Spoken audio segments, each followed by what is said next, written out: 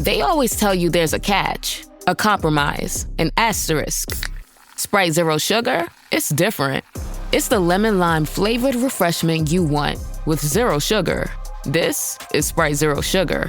Obey your thirst. Still seeing BLBRE in your nightmares? Well, so are we. So let's start the show.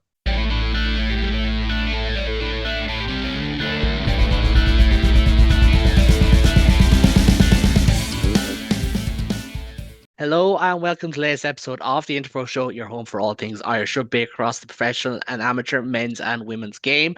We had a Six Nations opening weekend like no other, mainly because it started on Thursday and in pretty something fashion. We won't start with the expletives just yet, will we, lads? Adam, Ben, David all join me tonight. And Adam, I might start with yourself really quickly because you did Six Nations Rewind, the debut show on this channel Global Gainline. So what was your thoughts on the other two games really quickly before we get into Ireland?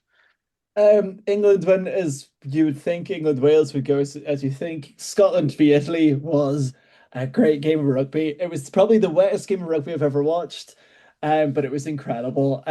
Just seeing the fight in the Italians and how poor the Scottish played. It makes it very interesting for the Six Nations, and it doesn't look like a very good Six Nations for the Celts, bar France. So Yeah, I mean at least at least we've got France. the Yeah. people of Brittany are the most happy Celts at the moment, if you can even count Yeah. them as that. But yeah, no, it's certainly that sort of weekend. I recall. Oh, it's a long time ago now. I was up at a match in Ballinrobe, and Ballinrobe's rugby club is like in the middle of the racecourse track. And it was so wet because if you're in the middle of a racecourse track, you don't have a lot of stuff to cover you. And it was so unbelievably wet. We were basically sitting on the ground under like a small wall. It's the only thing I could compare Rome to is that it just gets to the point where it's like, don't even bother. Just embrace it. You are now a fish. And Yeah. that's just kind of how you have to get on with it with your life. But we were all safe and dry in our homes. Myself and Ben were down at Thomond Park for the Ireland XV game. We'll talk about that later on. We'll also talk about the 20s game with David from Perpignan. But first, we go to Stade de France as Les Bleus showed us why they are defending champions of this Six Nations with an emphatic victory. But David, we'll talk about France in a moment.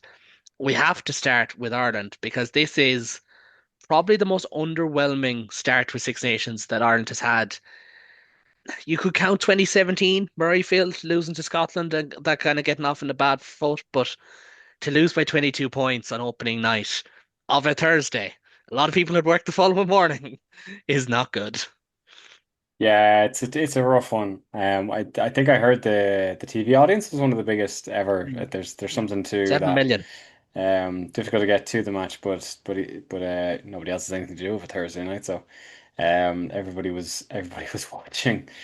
I think it's kind of a tough way to start the competition because all else being equal, with the two squads being the way they were, no matter when we played France, we were probably going to lose to them. Last year, we had it in the fourth round, and it kind of along with that Italy game bookended a rough enough end to a Six Nations. But yeah, to start with that one out the gate, it's tough, and you can add all the caveats of it's a very good France team.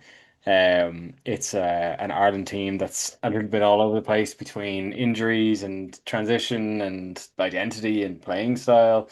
You can add the fact that it's a Thursday night. They're not used to playing on Thursday nights, but it doesn't really matter. The fact is, it was a bruising game, and it's hard to look at that Ireland squad and know what to expect next. Like we'll go up against Italy next week. We would expect a response. We'd hope for a response. The Italians had a good first weekend themselves, but I don't know. I think it's confirmation if it were needed that when we come up against a big team like that, unless we're really having a good day, it's going to be painful for us, and we weren't having a good day, and it was quite painful for us. Yeah, it was. It really was. And like I was working on this game, did a player ratings piece.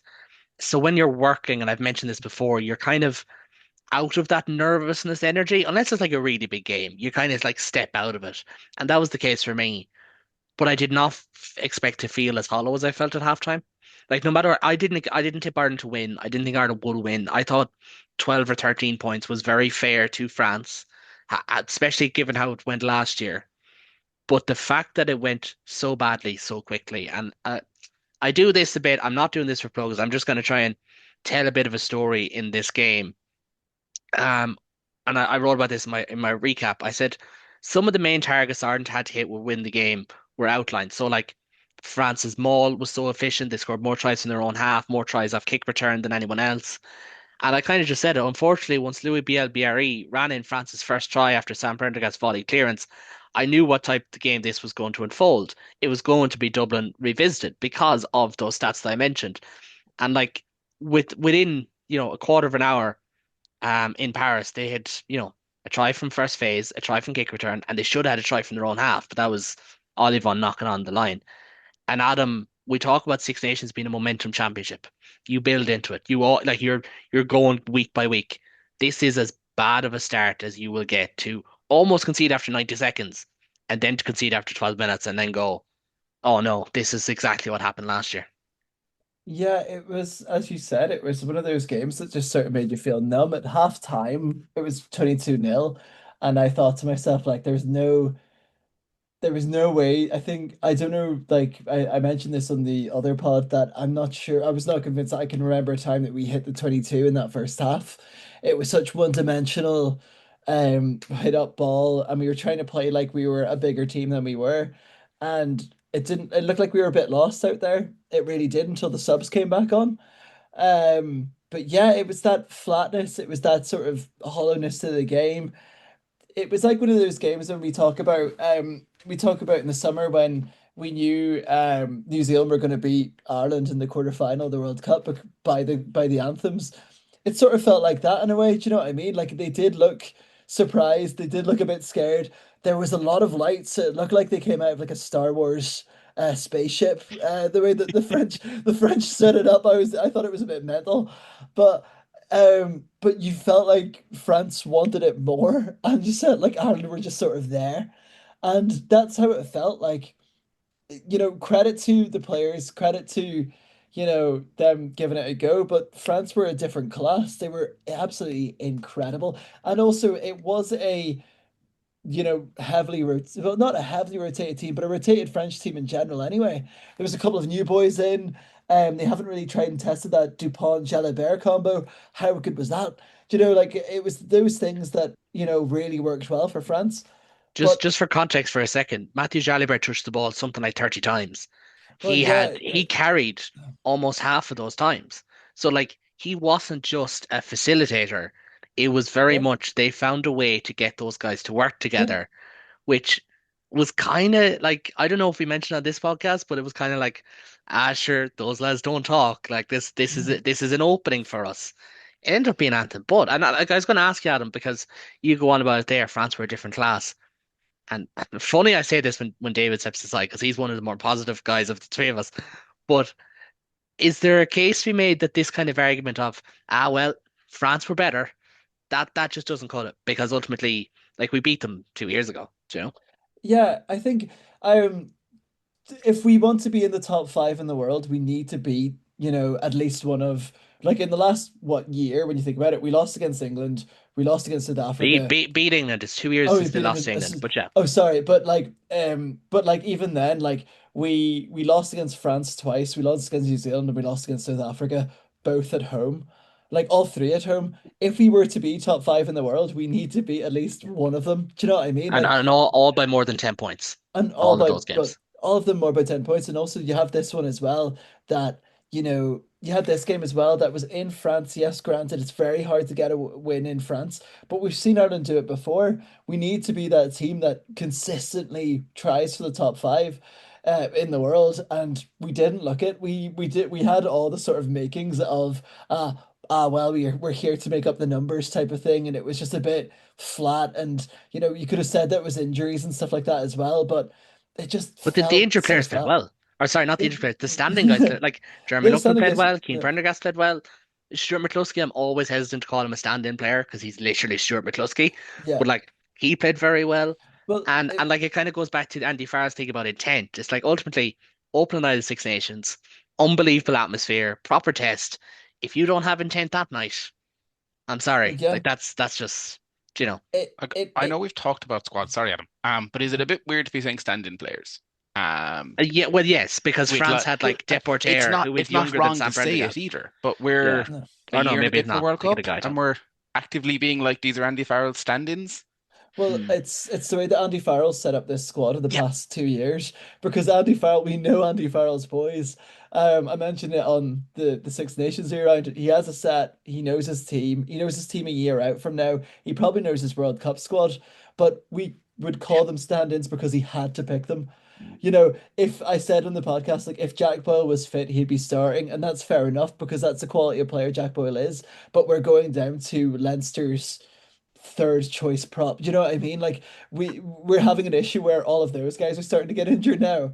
We're gonna have to start picking other Well, players, like and that's we are when the correct to stand-in call them comes in. stand-ins, but I'm just like we as a nation, as a squad, we shouldn't Yeah. be in a position No. mid-cycle Well, that we're like I think if you flip it 23 around and you stand-in. look at England's squad, Guy Pepper would to us be a stand-in player for England because we wouldn't really know him. Now I do. Yeah. I'm familiar with his game, to use that term, but he's not because he's played his way in. Tom Roebuck, similarly, I know he got in as a late call, but similarly there, Joe Hayes wouldn't be that well known, but has played his way into contention. Whereas, and like this is no disrespect, Jeremy Luckman has had better seasons. Keane Prendergast has had better seasons. They've only got in because they just waited around long enough, and I think that's part of the frustration. And I don't like doing this, David, but I don't like basically painting you as like the Farrell defender in the group. But you're the most kind of rational in this particular argument, so I'll let you jump in here. Is it, and not just on that, but the players who did come in, like they kind of showed to Andy Farrell, and we'll get onto the XV game later, and that was a shambles, a word we'll be using a lot. They did kind of show, like, back them. Like, you don't know if someone's test quality until they play a test game, essentially. Yeah, I mean, there is an element of that. We said it before the game that I would have quoted the number of players who were rotated or shifts, and the response, which is fair, from yourself and Ben would have been like, how many of those are just there because of injury? There basically is no rotation that isn't driven by injury. Jacob Stockdale coming in for James Lowe. Allegedly, James Lowe wasn't injured. Jacob Stockdale was just picked ahead of him. So that might be the one. But other than that, every change made was made through injury. Injury drives a lot in a lot of sports. Antoine Dupont was out for a year because he did his ACL. Other players get to play and play well. It can be a driver of change. I do think there's possibly a bit of frustration that when Ireland are playing and they're winning, that's a justification to continue picking the same teams um, on repeat. As long as that cycle continues, you can say, oh, we should bring in more players and we should build depth. But if the response is just, well, we want to win today and we want to win tomorrow, so that's what we're going to do, that is a response. It might not satisfy everyone, but it is an acceptable response as long as that winning rate continues. It's when it And starts what to do I always dip. say, David? It always dries up. It always ends. I mean, all things do, but like it's and I mean, on the one side, you could take the positive from this, and that is that when we were forced down to like fourth choice at loosehead is pretty deep for any squad, and to be forced down to that depth, and then to have Lockman hold his own, to have Michael Milne be the guy who came on and scored one of Ireland's only two tries, Can I should be interject heartening for two enough. seconds and I'll let you jump back in, but just because it's Yeah, in my head. Michael Milne was asked, he was in the mix zone. He was asked by Off the Ball after the game, what do you make of that? What's the positives? And he stops and he thinks, and the first words out of his mouth were, the bench did well. And I'm like, you need to stand up for your own players as well. Like, it's not like 100% he did not mean it. Like, he's not that type. But it just sounded like, well, we did our job. Like myself and Nick Timney over here, we did our job. yeah, But just a yeah. little bit of light relief after what was a dull evening. But I'll let you go on again.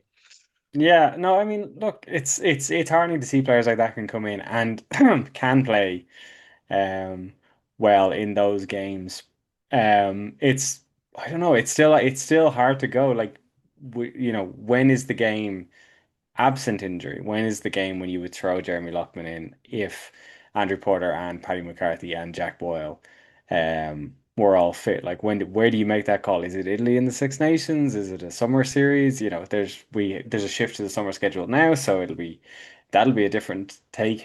What kind of squads do we? I think the thing that it always comes down to for me is that there are only about, I think, 11 test games every season, and five of them, the IRFU want to win every single year. And Italy is becoming less of a gimme because Italy are a growing force, but even that is not as much a gimme insofar as you can't lose it. They would much rather you win it. So that leaves, your summer series and your November internationals. And again, the November internationals are a massive cash cow. They'd like you to win those too. It leaves a very small number of games where it's safe to rotate, because really when we say will we rotate, it's like, who can we rotate against that we can still guarantee a victory against? So it cuts down, and I'm not saying that's the correct way to approach it. I'm saying that's the criteria that realistically is being used. And when that happens, that's where we end up. Um, I think the thing with Ireland at the moment is that there's 2 points I want to make. One is that, we were ranked number one in the world, and were probably genuinely one or two in the world for quite a few years there. We were beating New Zealand in Test series. We had a better winning record against South Africa than, like, we had more wins than losses against them, even while they were off winning World Cups. We were winning Grand Slams. We were winning Six Nations. We're not there now, and I don't really like it when people, I won't name anybody because they're on other podcasts, but when people say it's over, as if there's a finality to the way they say it. It's a dip. I think what I said the other day is the trough of the wave is as much a part of it as the crest. These things come in lifts and dips. And to say that this team is 2 years out from the team that won the Grand Slam in 2023, that's true. But 2 years before South Africa won the World Cup in 2019, we kicked the crap out of them in Dublin, like 38-3. So, a lot can happen in 2 years, even with the same players. So I would like to think that in 2 years from now things could turn around a lot, and they may yet, but I don't think it's possible to deny that at the moment we are in a dip. And if we come up against France, or we come up against New Zealand, or we come up against South Africa, it remains to be seen if England are in that company, but they certainly are trending that way. Then I think it's a game that on balance we're going to be looking at as a probable loss. And I think that's just a hard place to be after the level of success we'd gotten used to.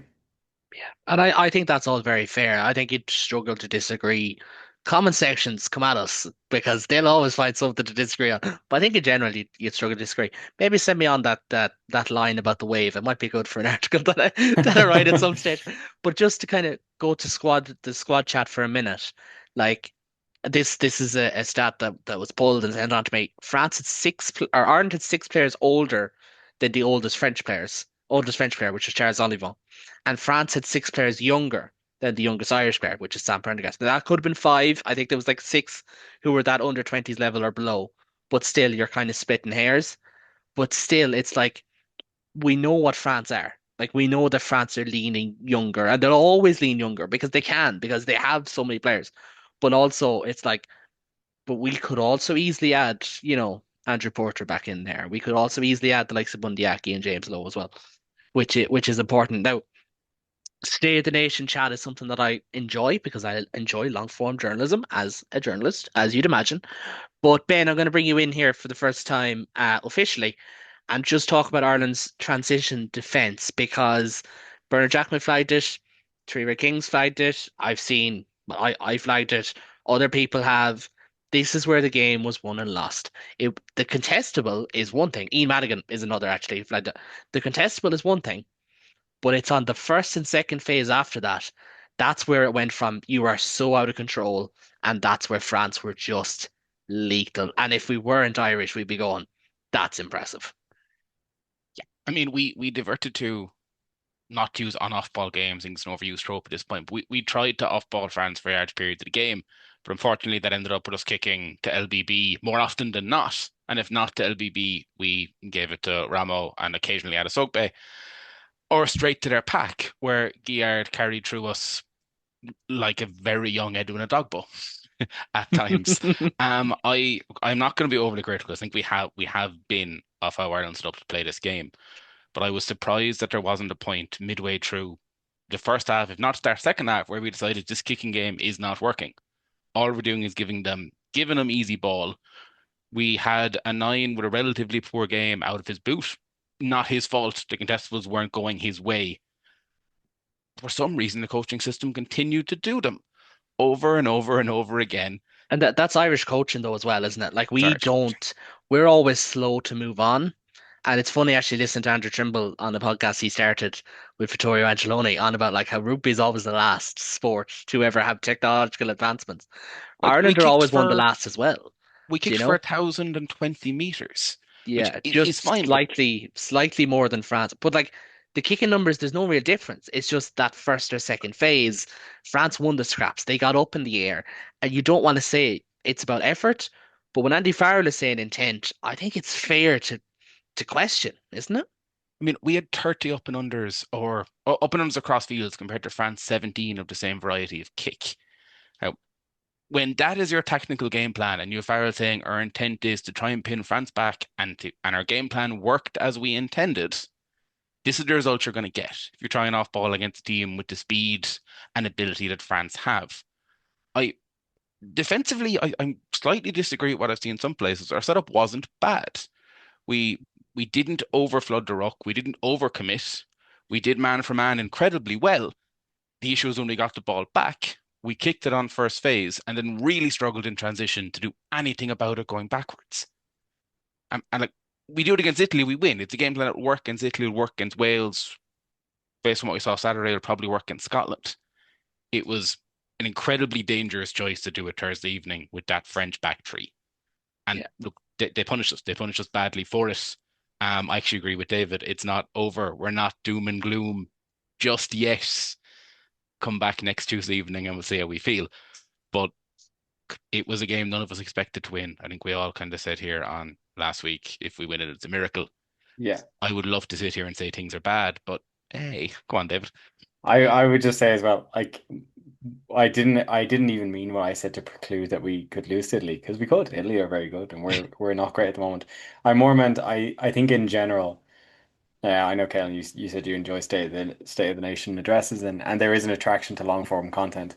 I just have a real allergy to the end of history stuff. Everybody thinks they live at the end of history, when in reality it's still happening, and it'll keep happening after you. One of my favorite quotes is from a really old podcast I listened to like 16 years ago, where one of the guys said everybody thinks the world is going to end in their lifetime, but the truth is none of us are that cool. It'll get better. It'll get worse, but David, Yeah, it'll have keep I'll just going one way or the other. go on, Adam. have you eaten a philosophy book today, David? This is mental. It's like watching like a young poet. This is wild. Like if I Honest can to just make God. one final point on our defense and our transitional stuff. We only missed 38 tackles. Like Only. but I, France missed 22. I mean, 38 but out of But 140. 38 is our Almost most twice. in yeah, like yeah, a yeah. lot. Like it was one of Ireland's lowest tackle success rates in since like 2009. Like that's where you're talking about. And like I do understand what you mean. I do understand where you're going with that. But on the flip side, let's have a look at like I'm a big believer, and I think it's overlooked by a lot of places. Red zone, red zone, red zone, red zone. Like Yeah. this is where the game is won and lost because you cannot go 3-6-9 too often anymore. Ireland's red zone conversion. Anyone want to guess what it was as a percentage? Oh, 3%. No, Jesus. They didn't have 100 Yeah, entries for fuck's sake. It was yeah. 25%. The only team lower or the same was Wales, and you would have said that Wales were cataclysmic at the other end of the fields. Do you have Ireland's points red per zone. entry by any chance? I have it elsewhere. I'll get it in just 2 minutes. I don't think Red it. zone denial, Ireland were also second last in. So like it is that case of like, and I think this is where you go to a slightly more conservative attacking game, a little bit less phase play, a little bit more one-dimensional, to use the term you used, Dave. And it's like that's fair enough, but they weren't winning collisions. Joe McCarthy made 2 meters Yeah. in his show, and Tom Clarkson the same. They Two were getting blown meters. off contact. I think there was a stat there that Ireland got driven back like 12% at the time.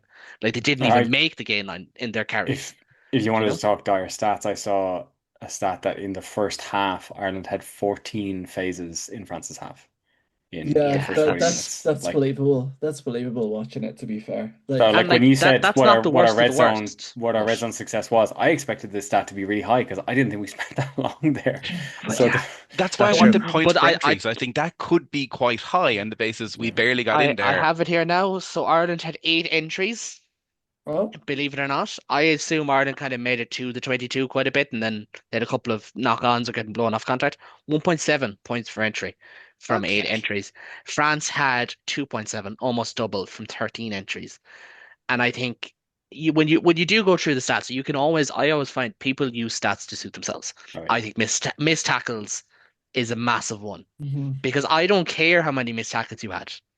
If you're missing 35 tackles in a test game, or if players individually in key positions are missing five, six, seven tackles, that's too many. And Yes. likewise with the whole Joe McCarthy thing, he only had like two or three carries. He was getting blown off contact, consistently blown off contact by Guiar, by other guys. Guiar had one carry more than 4 meters.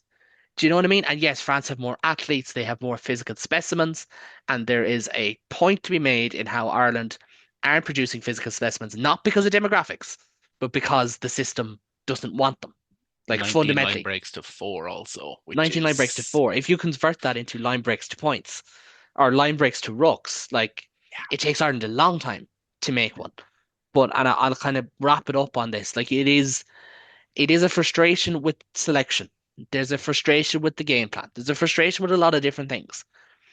But for me, and I think you will agree with this, if the coach is saying there's a lack of intent, if you're not winning any 50-50 bouncing balls, if you're falling off tackles left, right, and center, if the game is over at halftime in your open Six Nations game, that's just ultimately it's not good enough. And I understand the players consume content, coaches, whatever.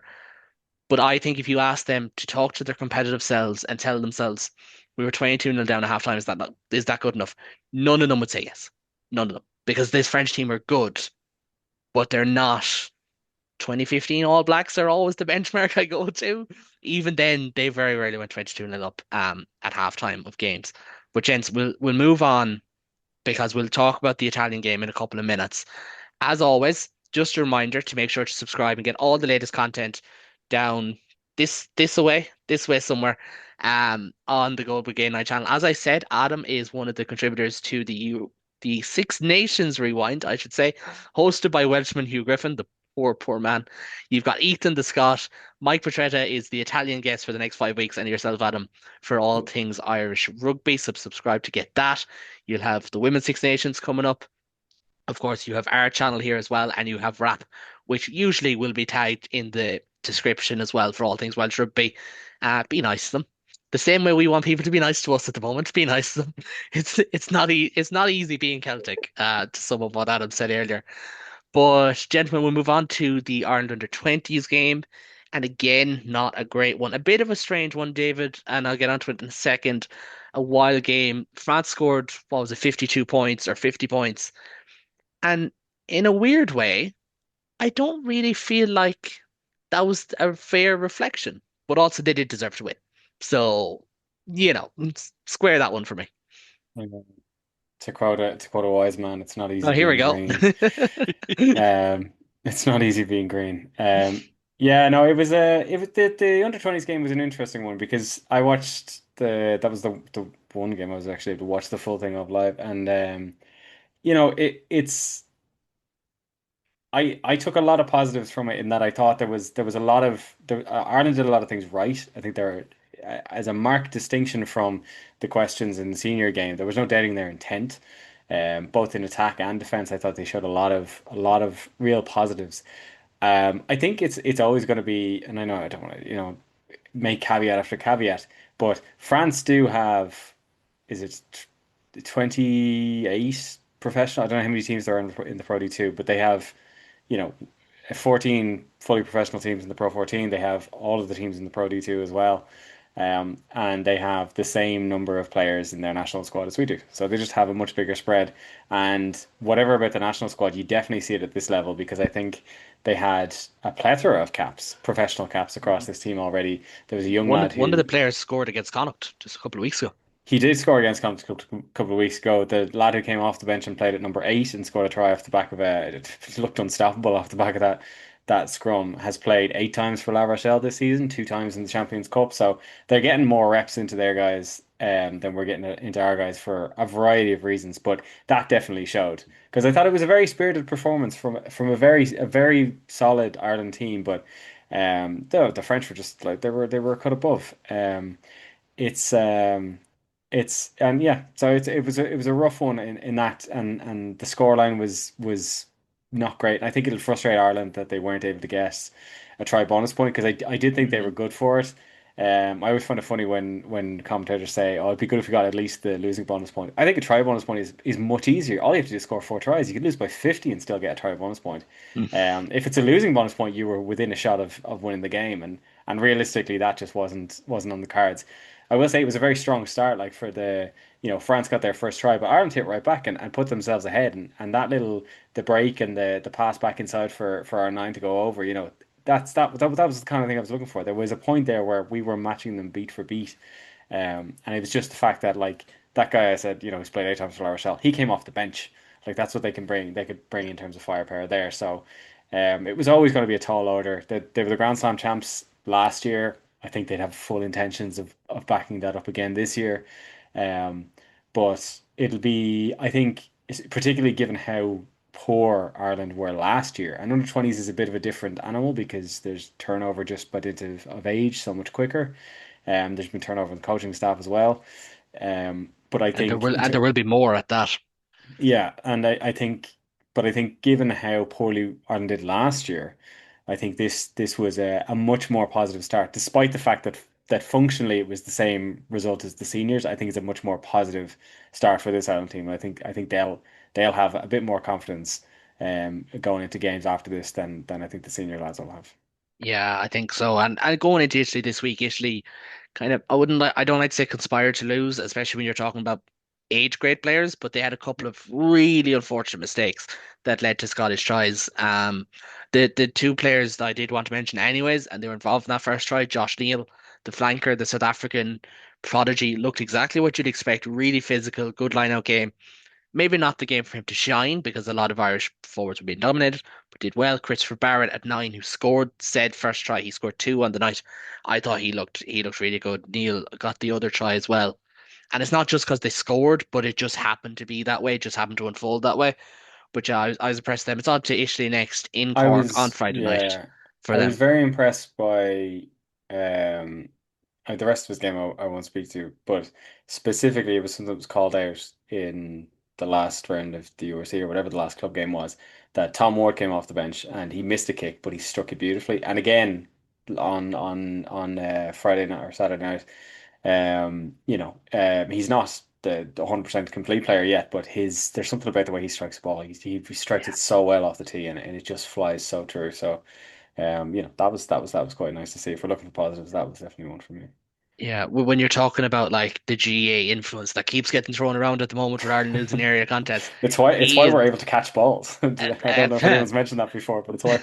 apparently it's not working. Maybe we should get Brian Cody down into Abbottstown Yeah. and show them how to catch a smaller ball and see how they manage then. But no, well, like look, Tom Wood is a very natural footballer. I thought he did well as well in parts. Ben, we'll move on to Ireland XV. You were there, you were in the terrace again, over 50 points shipped by Ireland in a very incohesive performance. I think Yeah. you'll agree with me though. I don't think this is the level of this team. Like a lot of URC caliber players there. It's not like, oh, the Prem is just it's unstoppable. What can you do with these? Like that's not really the case. It was an incohesive performance and it looked like it. And there was a backline there who basically none of them ever play together. And it kind of showed. And a young pack as well. Yeah, I'm glad you mentioned the Prem because I've seen a couple of places today and yesterday being like, oh, it shows how good the Prem is compared to the URC. Our exit, time to leave. Jesus Um, Christ. purely based on this result, and it's Please cut that. madness. Um, Just cut that out. Cut that. Ah, no, go on. they look. No, You're no, correct. Look, no. they looked like a team who had trained twice together. Some of them trained even less because they were late coming back from Portugal. Had a training session in UL and had to go straight into Thomond Park. On nearly 48 hours of like you were in a squad now, go train. It looked every single bit of it. It was unfortunately really difficult to find positives out of it. I wanted to come on here and say how great JJ Kenny was and how great Zach Ward was and how great Shane Daly was because we've all seen at URC level just how good they can be. Same with Shane Daly, but it just looked incredibly disjointed. It looked a little bit all over the place. Um, yeah, like the pack were very good. I thought McCarthy was quite good. Finine's yellow, notwithstanding, was very, very good. Gleason got a try. It's always nice to see. But I came out at Thomond Park and I said to Stuart afterwards, you're left with just a feeling, even more so than the French game, of is that really the best we can do at close to test level against what's a good English side, but should have been bet like losing by was 52-14 in the end. Mhm. Shipping 40 points to any side isn't good enough from Irish POV. Shipping 50 points to an English side is very much not good enough from an In Irish in in POV. in Limerick of all places, like that Hey, can't look, that can't be allowed to happen. the only quote unquote positive is wasn't many people there to actually see it, unfortunately. But Unfortunately. look, it was nowhere near good enough, nowhere near the level we've come to expect from these players. You'd hope to see a lot from them get a second chance come. I don't think they will in the Six Nations, but certainly in the Nations Cup thing, whatever it's being called, slash the Autumn Internationals. Thankfully, we move on. We don't need to look at that again, ever. Yeah, I think that is genuinely one of the advantages of it, though, isn't it? Because you can kind of step back and be like, look, it happened. It's done. Like you'll have so many weeks of season to potentially get yourself up to frame for the summer. And look, we'll probably talk about it post Six Nations. We'll talk about it at the end of the season if we don't get cancelled. Actually, if I can very briefly, Go on. I've been critical of players, but I thought Fintan Gunn was very good. He had He a kicked well. really mangled backline outside him, and he did his utmost to actually get things flowing, and he kicked really well. I mean, it's not his fault that the centres and wingers outside him looked like they didn't either want to be there or know what play was coming. But Gunn looked, for a player who I've been critical of previously, looked very, very good. Get him some Leinster caps in, and he won't be miles off getting more Yeah. caps in green going forward. In terms of getting a bright spark. Yeah, and he's got to be close enough to Leinster first 23 anyways. But what I was kind of just going to say before I moved off was just we'll probably discuss about what Ireland should do for the summer. And I think this game hopefully won't be held against players. And because I think from a fundamental standpoint, I don't believe a player's test career should be over until it's actually over. Like that's one thing I don't like about Borthwick, Farrell, a lot of these guys. Razzie plays favourites, but everyone is still there's a lot of guys who come in and out of camp. Um and Robertson would be in the same boat as Farrell and Borthwick, where it's like, I don't want guys who are just out of frame. Like, and to use an example, like Kieran Frawley did not have his best game, not by any means. He is in the Ireland squad. That's different. But a performance like this shouldn't mean you're gone. Do you know what I mean? Like, it's a nothing game. It doesn't matter. And that's not to say that games are now less important than training after I've said the opposite, for so long. But I just want to see it, not affect the summer. But then, as I say that, the summer is just going to be gung ho anyway, isn't it? But No, you're right. Like, we lads, don't want to see 1A game be like, you performed poorly in a game with 3 training sessions down in Thomond Park and never wearing green again. We know these guys are better than this. yeah, Please don't let it happen again. from 1 to 23, like they are better. And look, hopefully that is the case. But gents, we have a match this Saturday. I can see by you, you're all absolutely buzzing. As we always are. There's nothing better. As much as I love the Six Nations, there's nothing better than the 2 o'clock game on the Saturday. That's how you really know it's like, ugh, Jesus. But it does actually suit me, so I can't really complain. It does suit me this time because I'll be traveling up and down the same day. But Ireland against Italy, 2:10, not 2:15 anymore, 2:10 in the Aviva Stadium. Adam, selection. We'll crack open that chestnut again. How experimental do you think Ireland will go, and how experimental would you go? So we were discussing beforehand. I think you have pretty much convinced me that we're probably going to go for the same looking team that we had against France to just sort of solidify a win and to concrete that win. Which, as David would say, Test rugby is about winning games. It's like one of those things that like you might not necessarily agree with that, but like it's about winning games, and to Andy Farrell, it is about winning games. So we'd probably see the same team that we saw, but if I were to pick the team, I would have the likes of Tom Stewart on the bench. I would have Nathan Doak as well. Like I'm not gonna pick just only Ulster players, but I would also like throw in a couple of the XV players. Like in an ideal world, I would have JJ Kenny starting against Italy as well, just to like give them more experience in the senior team because I feel like that's where we're getting caught out at now. We're getting caught out because of injury. A lot of players that are in and out of squads, in and out of the frame. And there's a lot of comfortable players. There's like a lot of comfortable players in the squad that we need like sort of a little bit of a shake to. I would like to see a Dogbo as well on the bench. I'd like to see there's lots of players that I would love to see on the bench. Or even starting. I would love to see Jude Postlewaite as well. Um, the, I would actually quite like to see a combination of Craig Casey and Sam Prendergast as well. So, there's a lot of players that I would like to see. I think I sent a group chat after the game, like this is a team that I want to see. But as we can say now, it's gonna be a very cohesive base team and it's probably gonna be the same. But hopefully there's a bit of difference there. Hopefully there's a Tom Stewart. Hopefully there's a Bryn Ward. And I'm not saying that just as an Ulster fan, but it'd be so good seeing Bryn Ward in a big international stage. Yeah, no, and look, I'm of the same mind. I put up a tweet on Sunday. What day are we now? Tuesday? The Thursday kickoff has been thrown right all over the place. Last week just went on forever. But I threw up a tweet on Sunday and I had made 10 changes. I think it was like 18 of the 23 in total had changed.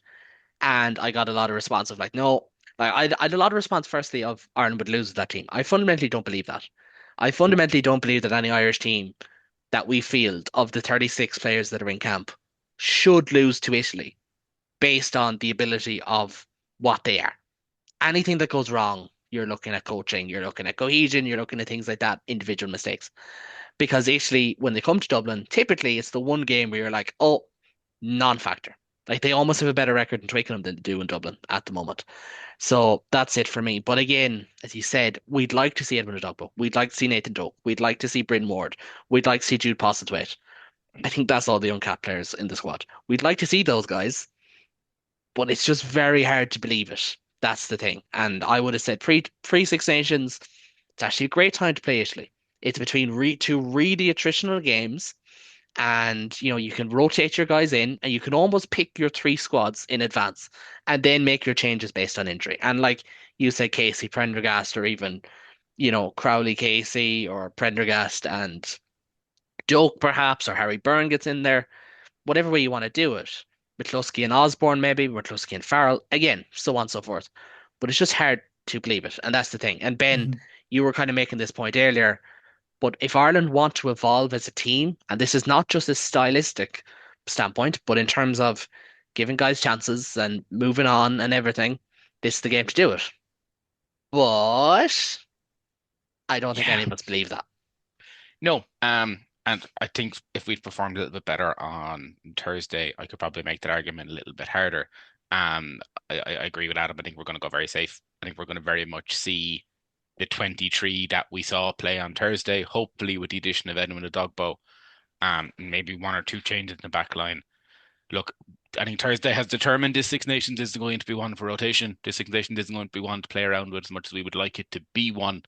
We've seen the rotation we're going to have. A lot of it injury enforced, one or two players actively dropped. That is now, unfortunately, our 23 until we play Wales, I think. Can I ask you about that on that word actively dropped? Because an Ireland team that loses by 22 points, having lost the same team by 27 points last year and scored 14 points in what the Americans call garbage time. Should there be active droppings? Like I'm not for a minute saying there's bad players, but should there be? I think dropping is a harsh word. I know what we mean. You mean the same context I meant it, but people are going to pick up that they said they should be dropped. Not for the rest of eternity, just Not for this eternity. weekend. Should we see guys rotated out? I would think so. I think any other coach and any other team would, particularly when, as you said, it's a team we usually beat at home, have a very strong record against, and can beat with anyone from this 30-man squad that we've picked.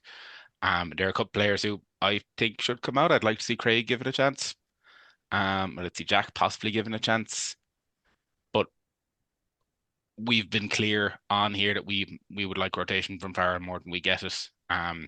What I want to happen is very much rotation. Bring lads in, give guys a go because it can't go much worse. what I think will happen is we will see guys getting second, third, fourth chances to turn this around and play their way into form. Yeah. Or maybe 14th or 15th chances at this stage, but that's a different debate. But David, to wrap up the kind of mini predictions, because obviously we're away from team sheets, it's different to last week. We can't go too deep. Pretty simple one for you. We shouldn't fear Italy, right?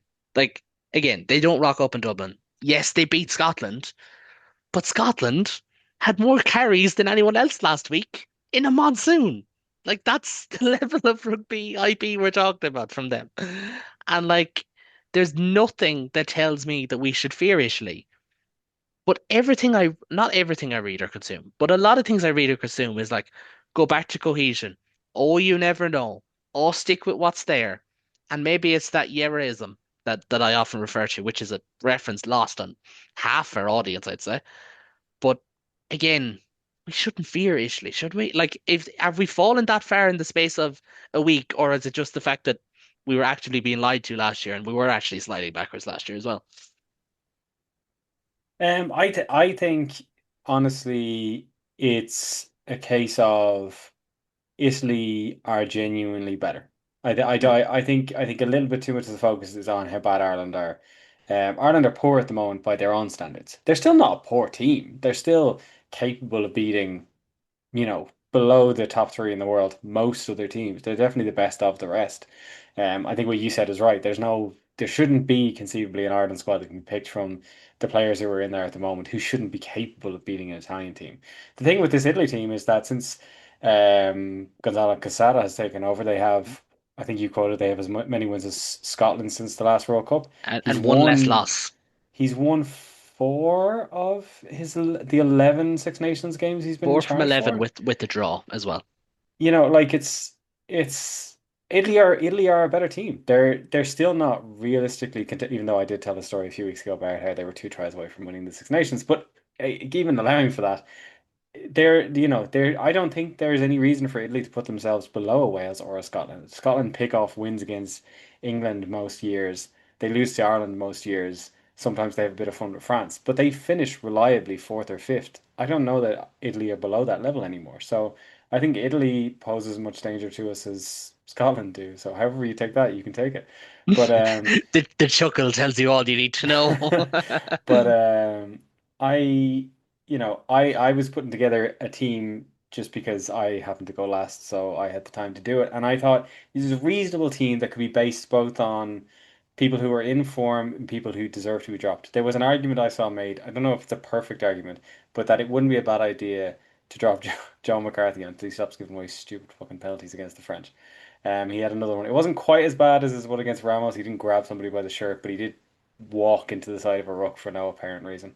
And the thing is, we're now in a position where you could justify it because there is something potentially behind him. So I just threw together that, if it was for me from 1 to 23, and yes, I am asking you to humor me, I went with Jeremy Lockman, Dan Sheehan, Tom Clarkson, James Ryan, Tyke Byrne, Keane Prendergast, Nick Timoney, Caelan Doris, Craig Casey, Sam Prendergast, Jacob Stockdale, Stuart McCluskey, Tom Farrell, Robert Balakoon. I don't know if he's fit.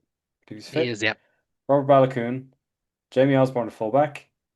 On the bench, I went with Tom Stewart, mostly because I want to do Adam a favor. Michael Mill, Tyke Furlong, if he's fit, which I will believe the day he walks onto the pitch. Edwin Adogbo, Bryn Ward, Nathan Doak, Jack Crowley, Jude Postlewaite. This I think is there's I like enough it. in that that's game. good. There's enough in that That team team to wins. win it. You That see, team Anthony, wins. Well, when we say rotation, that's exactly what we mean. Do you know how many changes Yes. is yeah. in that?